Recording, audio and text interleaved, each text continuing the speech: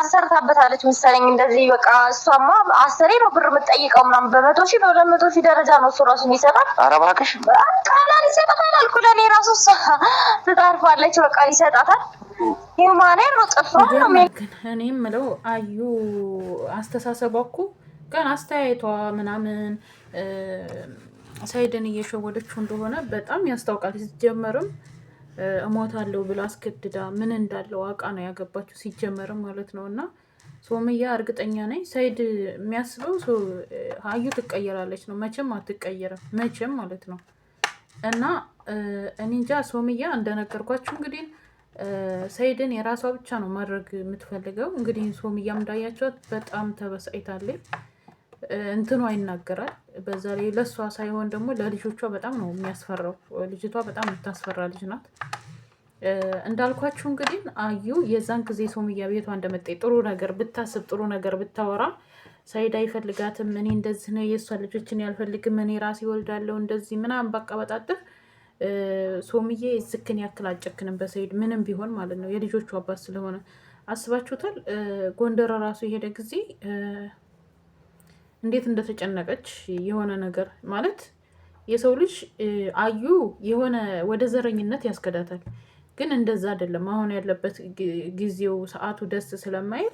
ሶምያ ግን የልጆቹ አባት ስለሆነ በጣም ተጨንቃ ነበር። እንዲመጣና ዚና እንደዚህ ነው ምናምን አለችው። ሶምያ በጣም የምታስብ ጀግና ሴት ናት። እሱ እንዳለው አንበርክከሽኛል ጀግና ሴት ነሽ ብሏል። ሰላም ጤና ይስጥልኝ ውድና የተከበራችሁ የብዙሃን ቻናል ቤተሰቦች እንዴት አላችሁ? ሰላም ናችሁ? ይሄን ያለው እግዚአብሔር ይመስገን። ላይክ ሰብስክራይብ እያደረጋችሁ ቤተሰብ ሁኑ፣ አብራችሁን ሁኑ። አንዳንድ እንዳያችሁት መግቢያ ላይ እንግዲህ አዩ ለሰይድና ለሶምያ ምን እንደምታስብ ምን እንደሆነ አላማዋ እንግዲህ የእሱ ዘመድ ነው የሰይድ ዘመድ ነው ለሶምያ አንዳንድ ነገሮች የሚነግራት ማለት ነው። እንግዲህ ሚስጥሩን ዛሬ ሪክስ ወስጄ ነው ብሏል። ልጅቷን በጣም እየፈራች በጣም እየተጨነቀች ነው። ካሜራ አለ ወይ የለም ወይ ብላ ልጁን ብቻ ስለምትወደው አዩ ጋር የሚያወሩትን ሚስጥር እያንዳንዷ ነገር ነው ዝርግፍ ያደረገችው።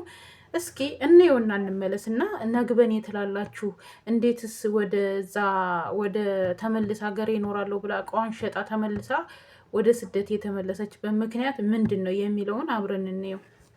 ሰው እንደዚህ በዱላ አይደለም በእንደዚህ በአይኑ ራሱ እንዲያት አስደርጋለች። እሷ ማንንም እኮ አትሰማም። እሷ እንዲፈራት ማለት ነው እንዴ! እኔ ራሱ አንዳንዴ ፈራታለሁ እንዴ! ቀላል ፈራታለሁ እኔ ራሱ ፈራታለሁ። ሰው እንዲፈራት እንዲፈራት አትፈልግም። ማንንም ሰው አይነካትም። እሷ ምን አይነት ታምረኛ የሆነች ልጅ ነው። ልጁ ለካ ደንዝች ወዳ አይደለም ማለት ነው። እኮ ደንዝዟል ልጁ ደንዝዟል። እሺ ካንቺ ጋር ምንድን ነው የተጣላችሁ? ኧረ ምንም አለኝ ከኔ ጋር ሰላም ነን። ምንም የተጣላ ነው ጉዳይ የለም። ሰላም ነን ከኔ ጋር ምፈልገውን ነው የምታረቅ። እንደውኔማ ከስራ እንድጠፋ ራሱ አትፈልግም እኮ ከሚያዋራት የለም። እኔ ነኝ ማወራትም አብሬያት መሆኑ በደንብ ሁሉ ነገር ከኔ ጋር በደንብ በግልጽም እንደዚህ ባትነግር ነው።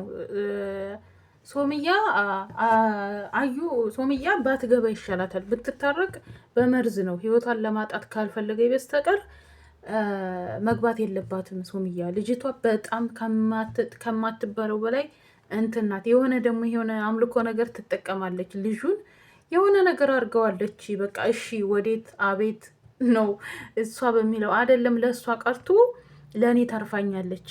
በቃ ሁማን ሄር ነው። እንደውም አንድ ቀን ሰይድና ማለዋለ እንዴት ይማል ሚስት እኮ ናት። ጸጉሬ እኮ ነው የእውነት ነው ባለፈ የገዛህልኝ ቅባት ቀይሮት ነው ፈጣሪ እያለች ስታማልለው ነበር። ሁማን ሄር 130 140 ሺህ ብር እየገዛች ምናምን ሰው ያደረገውን አደርጋለሁ ነው። ቤቱን ሁሉን ነገር በስሟ ለማድረግ ነው አላማዋ። እና ያው እንደሰማችሁት እንግዲህ አባብዬ ነው ምናምን የምትለው ሰው አላት። የሆነ አምልኮ የምትጠቀመው ነገር አላት።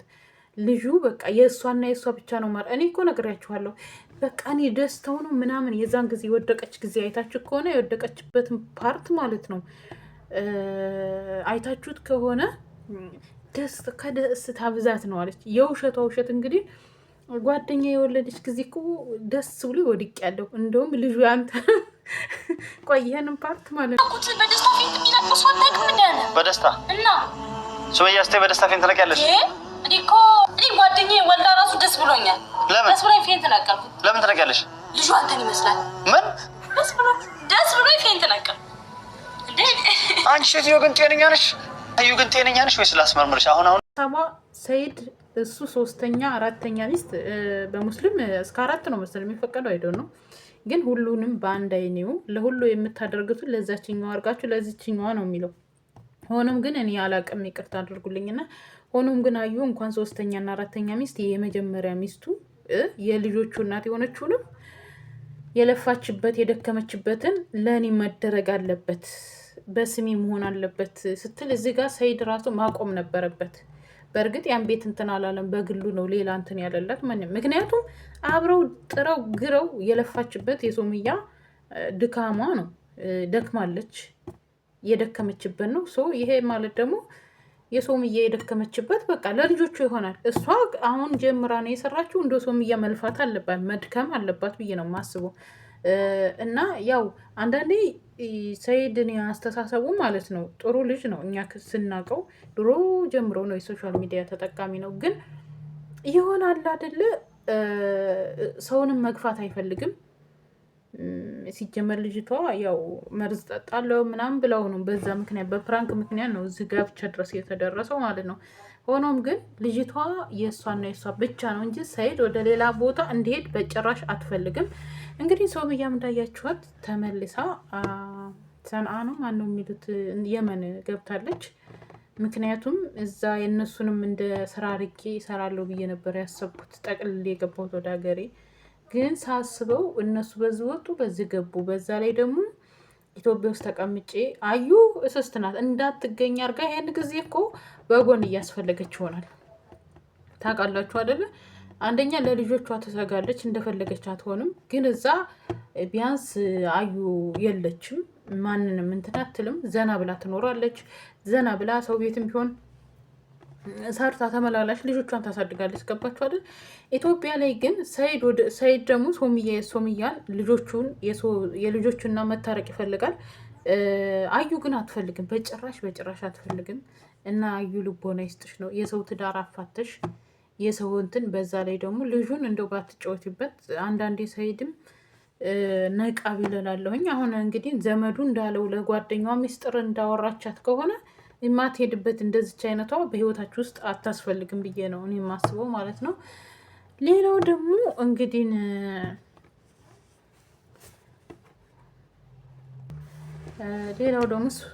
ሶፊያ ቡታጅራ ለምለም ያተንቤ እንግዲህ ያተንቤ ጋር ተከስታለች ማለት ነው፣ ተገኝታለች እና ፏ በሚል ደስ በሚል ነው የተቀበለቻት። እንግዲህ ሳውዲ አረቢያ ነበሩ ሁለቱም። የሳውዲ ምግብ ሰርታ በጣም ነው ያስደሰተቻት እና ብዙዎቻችሁ ኮሜንት ላይ ገብቼ ሳይ ማንም እንደ መጀመሪያ ባል የሚሆን የለም ብታስታርቃቸው ምናምን እያሉ ነው። ይታረቁ በጣም ደስ ይላል። ምክንያቱም ሁለቱም እኮ እሷም ትወደዋለች፣ እስካሁን እርግጠኛ ነኝ ትወደዋለች። ግን ለምለም ለማስታረቅ ብትሞክር በጣም መልካም ነው የምለው። ምክንያቱም መጣላት ያለ ነው። የሰው ልጅ ይጣላል፣ ይታረቃል፣ ብዙ ነገር አለ እና ሆኖም ግን ያ ነገር እንዳለ ሆኖ መቼም ትልቅ ሰው ቢገባ የማይታረቅ የለም። ልክ እንደናብረሽ ማለት ነው። እንደናብረሽ እና አብረሽ አሁን እንደዛ ያሁላ ነገር ተፈጥሮ ያሁላ ችግር ተፈጥሮ